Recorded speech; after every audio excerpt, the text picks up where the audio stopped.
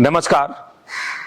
जब भी किसी से बात करें तो लोगों के मन में बहुत सारे सवाल आते हैं कि गाय का दूध अच्छा है, भैंस का दूध अच्छा है, बकरी का दूध अच्छा है, ऊँटनी का दूध अच्छा है।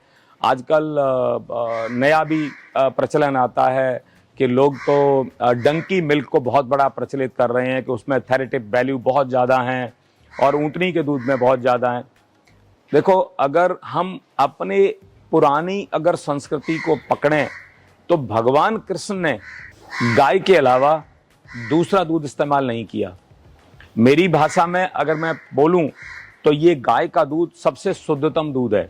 लोगों को लगता है इसकी मलाई पीली आती है, इसकी मलाई मोटी नहीं आती है। जी नहीं, ये जो गौशाला है, आप अगर इसका, मैं अगली वीडियो में ये भी आपको दिखाऊंगा कि इसकी, जब हम इस गौवंश को अच्छा खान पान देते हैं, आप यहाँ के खान पान को आप देखेंगे, बेस्ट क्वालिटी का हरा चारा, नेपियर घास जिसको बोलते हैं, पूरा अच्छा उसमें रस होता है। जैसे गन्ने में अगर रस बोलो 100 है तो नेपियर में लगभग 45 से 50% का मीठा रस होता है। वो इनको बड़ा हेल्दी लगता है और इनके लिए डाइजेस्टिव इजीली होता है। हम इनको सूखा चारा, फिर कंसंट्रेट में जिसको बोलते हैं पशु आहार में बहुत सारे मिनरल्स हैं, बहुत सारे ग्रेन्स हैं, खल है, उसमें वो उस तरीके से पूरा समायोजन होता है। तो वो जब जिस तरीके से खान पान पर आप फोकस करोगे, जितना अच्छा खान पान आप देसी गौवंश को दोगे, तो दूध आपको पीला नहीं होकर के हल्का पीला होता है और आपको ज्यादा सफेदी की तरफ दिखता है। दूसरा क्या होता है, इसकी मलाई भी अच्छी खासी थिक आती है। और ये देसी गौवंश में विशेष तौर पर साहिवाल और थारपारकर और गिर, 3 नस्ल पर हम यहाँ पर काम कर रहे हैं। इन तीनों नस्ल के दूध में आपको मिठास आएगा, आपको साल्टीनेस कम है, क्योंकि ये जो क्षेत्र जहां पर हम खड़े हैं, ये गंगा यमुना का क्षेत्र है। ये क्षेत्र भारत देश की ऐसी धरती है कि यहाँ जमीन के नीचे का जो पानी है वो भी मीठा है। और आप कोई भी अगर एक भी कोई चीज अगर आप पौधा लेते हो तो हर पौधे में भी मिठास है।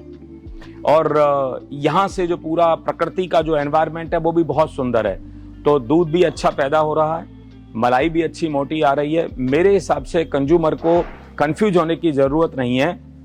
अगर मैं अपनी भाषा में बोलूं तो जिसके पास जिस चीज की अवेलेबिलिटी है वो उसके लिए प्रकृति ने वरदान के रूप में दिया है। अगर बहुत रेगिस्तान में जाओगे, वहां पर ऊँटनी ज्यादा है, तो शायद उसके लिए वो दूध लाभकारी हो सकता है। अगर आपके क्षेत्र में, आप जिस जगह पर रह रहे हैं वहां गाय वाला क्षेत्र है, तो आपके लिए गाय ज्यादा लाभकारी है। और जिस क्षेत्र में आपके पास भैंस ज्यादा है तो आपके लिए भैंस का दूध भी लाभकारी है। हमारे भारत देश में यही सुंदरता है कि प्रकृति ने हर जगह जगह अलग अलग तरीके की नस्ल को पैदा किया है और ये हमारी पुरानी संतति से चला आ रहा है। तो इस पर कंफ्यूजन का कोई क्वेश्चन नहीं है।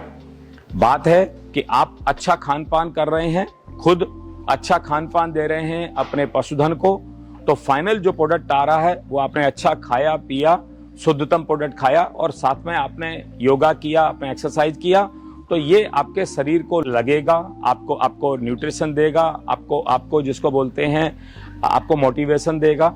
और फाइनली जैसा आपका आहार होगा वैसा आपका विचार होगा, वैसे ही आपकी आगे की पूरा थॉट प्रोसेस बनेगा। बहुत बहुत धन्यवाद। आनंद करो।